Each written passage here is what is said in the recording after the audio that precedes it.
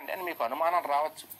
ఎప్పుడన్నా గుర్తుంచుకోండి, ఎవరైనా సరే అయ్యో నా ఇంట్లో నలుగురు పని మనుషులు ఉన్నారు గురువు గారు, ఇల్లు తొడవడానికి ఒకళ్ళు, బట్టలు ఉతకడానికి ఒకళ్ళు, ఇల్లంతా చూడడానికి ఒకళ్ళు, మొక్కలు పెంచడానికి ఒకళ్ళు అని చెప్పేకునేటటువంటి వాళ్ళు కూడా ఒక్కరోజు మీకు దగ్గరలో ఉన్నటువంటి దేవాలయానికి వెళ్ళి చీపురు కట్ట చేసుకుని దేవాలయం అంతా శుభ్రం చేయండి.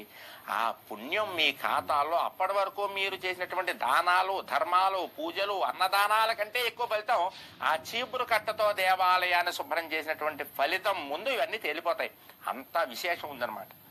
ఎందుకంటే దేవాలయంలో కానీ, నదీ తీరంలో కానీ, తీర్థంలో కానీ, వైవాహిక ప్రదేశాల్లో కానీ, నౌకాలో కానీ, యజ్ఞవాటికలో కానీ ఎక్కడైతే యొక్క శుభ్రం చేసే విషయాల్లో సహకరిస్తారో వారికి, ఎవరైతే ఇప్పుడు చెప్పినటువంటి ప్రదేశాలన్నీ కూడా శుభ్రంగా ఉంచుతారో, వీటితో పాటు మీ ఇల్లంతా కూడా శుభ్రంగా ఉంచుకుంటారో వారికి విశేషమైనటువంటి పుణ్యము, ఐశ్వర్యము కలుగుతుంది.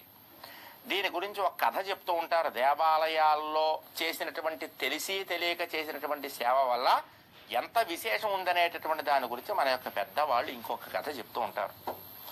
ప్రత్యేకించి ఇది పెద్దవాళ్ళు చెప్పే కథ కాదు, పురాణాల్లో భవిష్యోత్తర పురాణంలో ఒక కథగా